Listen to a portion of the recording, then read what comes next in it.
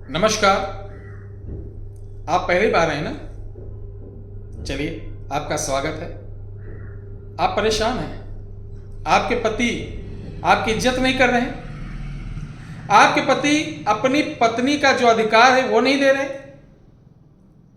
आपके साथ दुर्व्यवहार करते हैं, गालियां देते हैं, आपको पीड़ा देते हैं, आपके परिवार वालों को पीड़ा देते हैं, आपके पति किसी दूसरी औरत के चक्कर में है, पति के साथ आपकी सासू, अन्य भी लोग आपको नहीं मान रहे हैं, घर में यह स्थिति बन गई है कि आत्महत्या करने की आप सोच रही हैं, यह स्थिति बन गई कि आप डिवोर्स लेने का सोच रही, यह स्थिति बन गई कि आप सोच रहे हैं कि अब कोई चारा नहीं, मैं अगर डिवोर्स भी लेती हूं तो ना मेरे पिताजी अब कहीं शादी करा पाएंगे, समाज में भी बेइज्जती होगी। यानी समाज और परिवार, रिश्तेदार के डर से आप जुल्म को सह रही हैं,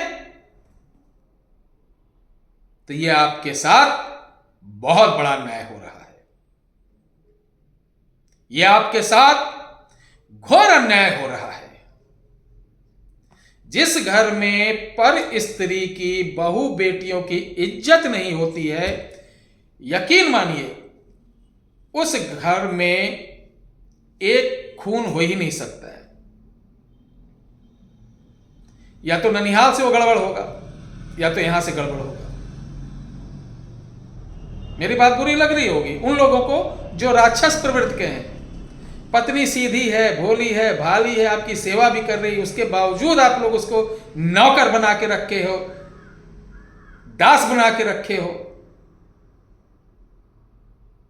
और उन घर में, जिन घर में बेटियों का, जैसे ननद हो गई 5-7, उनकी खूब चल रही, ठीक है, ननद है, बहुओं को चाहिए ननद है कितनी सेवा करें, भूल जाए खूब प्यार दें, सास की खूब सेवा करें, ऐसी बहू होना चाहिए।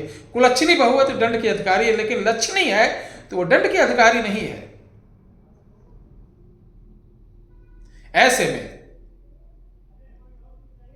मैंने देखा है, हमारे पास तो हजारों केस आते, औरतों को जूतों तले रौंदा जाता है, बेचारी कुछ नहीं कर पाती, चूंकि एक गरीब परिवार से आती हैं, क्या करें, बाप से नहीं बताती, अपनी मां से नहीं बताती है, रो लेती हैं सारी सारी रात, आंखें फूल जाती हैं रोते रोते। ऐसा करने वालों, तुम्हारा एक्सीडेंट अकेले नहीं परिवार सहित होता है, विनाश हो जाएगा तुम्हारा। अगर पत्नी आपकी सही है, घर में क्लेश नहीं कर रही, ये नहीं बोलती कि चाहो मां से अलग हो जाओ, भाई से अलग हो जाओ, इनके साथ नहीं रहूंगी, तुम्हारी ननद को बना के नहीं खिलाऊंगी, इस कल्चर की है, तो जायज है कि आप विरोध कर सकते हैं। 80% माताएं अपनी बेटी को भेज रही हैं कि जाओ बेटा, ज्यादा मत बनाना पूरे घर का खाना, बीमारी बना लेना, ये कर लेना, वो कर लेना, तो माताएं ही बिगाड़ रही हैं। तो ऐसी बेटियां अगर हमारी वीडियो देख रही हैं तो बेटा देखो, 4 दिन की जिंदगी है, ढंग से जियो, आप भी कल को मां बनोगी, आपके भी बेटा होगा, आपकी भी बहू बने आएगी, आप सास बनोगी, आपके साथ भी यही होगा, ये चक्र चलेगा। प्रवचन ज्यादा हो गया मेरे ख्याल से, तो चले मुद्दे पे आते हैं। एक जिन्नाती जाल होता है। जिन्नाती जाल होता क्या, समझिए, वीडियो बड़ी थोड़ी होगी लेकिन सटीक होगी, मजबूत होगी, ताकि आप इन बाबाओं के चक्कर में ना फंसे, आज इधर कल उधर, किसी के, वो चाहे मैं हूं या कोई भी, कहीं मत फंसो, स्वयं देखो, स्वयं इसका प्रयोग करो, लाभ लो। ये 24 घंटे के अंदर काम करना चालू कर देती है। जिन्नाती जाल होता क्या, जिन्नात कोई जाल थोड़ी ना बुनते हैं, जो जैसा रिजल्ट पाया, जैसे सूरजमुखी का फूल, सनफ्लावर, तो क्या है, सन जैसा उसका मुख होता है और सूरज जिधर जिधर घूमता है उधर उधर अपना चेहरा करता है, तो सूर्य को देखने वाला, उसकी तरफ मुख करने वाला सूरजमुखी बोल दिया गया। इसी प्रकार ये जिन्नाती जाल होता क्या, मैं बताता हूं। मुसलमानों का जहां कलबला होता है वहां मिलता है, हिंदुओं का जहां पर मूर्ति विसर्जन नदी किनारे होता है, ये वहां मिल जाता है, दोनों जगह मिलता है। ये होता क्या है, ये देखने में हत्था जोड़ी की तरह बिल्कुल मिलती है, जो वनस्पति हत्था जोड़ी उसकी तरीके मिलती है, लेकिन ये होती नहीं है वो। ठीक है, इसका मैं आप लोगों को पिक्चर दिखा रहा हूं, जिससे ये देख लीजिए। ये जल में होती है, अंदर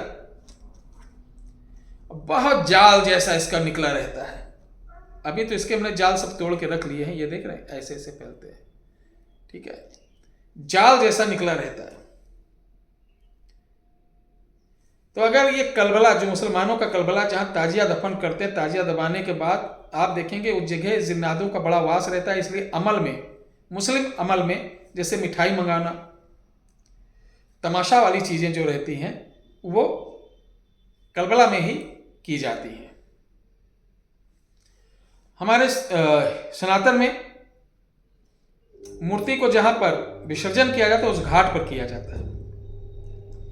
तो जहां मूर्ति या ताजिया दोनों अलग अलग है, दफन की जाती है या विसर्जन की जाती है, वहां पर जो 9 दिन 10 दिन का प्रोसीजर इनके में भी होता है ताजिया का। हमारे यहाँ भी 9 दिन मूर्ति रखी जाती, 3 दिन रखी जाती, 4 दिन रखी।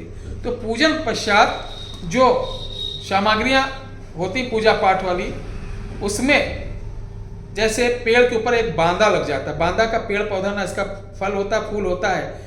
बांदे को कभी लगाओ आप, कहीं लगता ही नहीं। ये प्रकृति गॉड गिफ्ट है, पता नहीं कहां से आता है, कौन लगाता है। एक पेड़ के ऊपर दूसरा पेड़ उगाना, बांदा उसे बोलते हैं। वो कोई और पेड़ नहीं, वो सिर्फ एक ही वैरायटी का पेड़ रहता है, जिसके फूल इस कलर के होते हैं, नारंगी। इसी प्रकार ये पौधा अपने आप वहां उगाता है। क्या है, कब का है, कौन लाता, और कहीं इसको कोई देखा ही नहीं आज तक। जिस प्रकार एक बोलते हैं अमर बेल, पेड़ों के ऊपर नहीं, जलेबी जैसा, बड़े बड़े सिमैया जैसे, नूडल्स जैसी ग्रीन कलर की पूरे पेड़ को छाक लेती, ना उसमें पत्ती होती ना जड़ होती है। एक लेयर रहता है धागा जैसा, हजारों करोड़ों में वो घेर लेता है। वो कौन लाता है, कब लगाता है, कोई पता ही नहीं। ये चमत्कार आज तक का कोई नहीं समझ पाया। अमर बेल के भी बहुत सारे तंत्र प्रयोग हैं, आयुर्वेदिक प्रयोग हैं। तो ऐसा जाल आपको कहीं मिले तो शुक्रवार को वहां पे इत्र छिड़क कर आपको बोलना है, नीचे धरती ऊपर आकाश, हमारा निमंत्रण आपके पास, करो मेरे दिल की पूरी आस।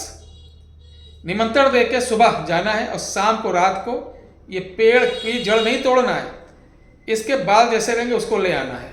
बाल जब नोचेंगे तब उसमें से आवाज आएगी जैसे सांप फुफकार रहा है, तो डरने का नहीं। आप उसको तोड़ते रहिए, निकालते रहिए, तोड़ते रहिए, निकालते रहिए। उस केश को ले आइए, ठीक है। और इस केश को आप बारीक बारीक काट कर,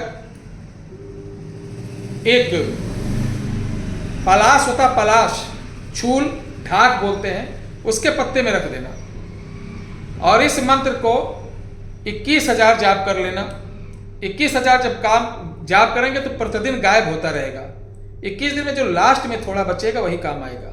मंत्र है, इसको डिस्क्रिप्शन में नहीं लिखूंगा, लिख लीजिए।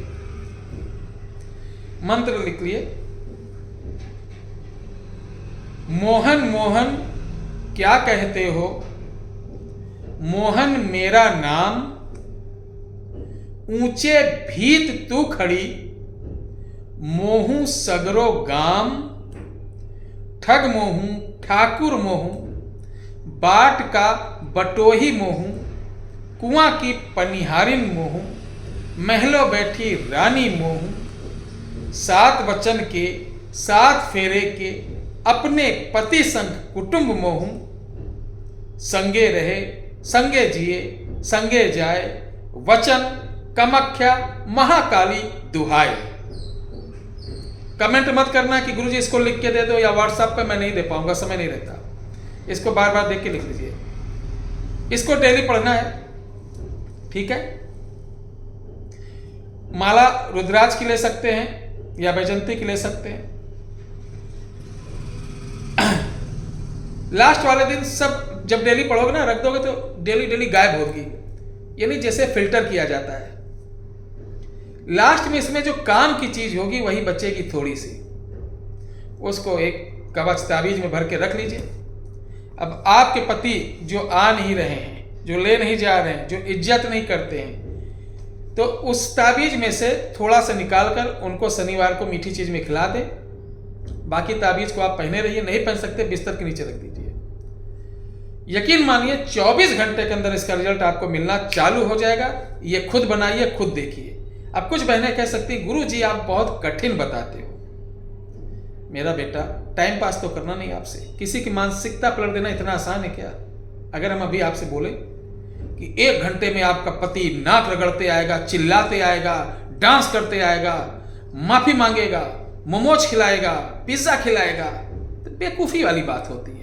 क्योंकि 1 घंटे में किसी की मानसिकता अगर पलटती जाती तो आज अलग ही बात होती।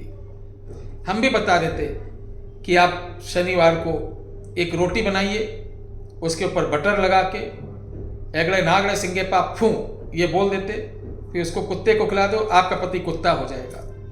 तो मैं आपका समय थोड़ी ना बर्बाद करना चाहता हूं, या उस श्रेणी का बाबा या गुरु या तांत्रिक थोड़ी ना हूं कि इधर की उठाया उधर की पटाया आपको परोस दिया। ऐसा संस्कार भी नहीं है। आप जुड़े हो, मैंने शुरू से बोला, आप अगर मेरे सब्सक्राइबर हो तो मेरे परिवार का एक हिस्सा हो, और मैं चाहता हूं हमारे परिवार के जितने भी मेंबर्स हैं जो भी काम करें उनका हो। गलत काम के लिए इसको जो करेगा वो बिल्कुल नहीं होगा। सिर्फ पति के लिए, पत्नियों के लिए भी आप कर सकते हैं इसी प्रोसीजर के साथ। ये वीडियो कैसी लगी? थोड़ी लंबी हो गई, उसके लिए माफ़ी चाहते हैं, क्योंकि चीज़ों को समझाना बताना बहुत ज़रूरी रहता है। तभी आप अच्छी तरीके समझ पाएंगे, कर पाएंगे, तभी आपको उसका रिजल्ट मिलेगा। बहुत बहुत धन्यवाद। जय श्री राम।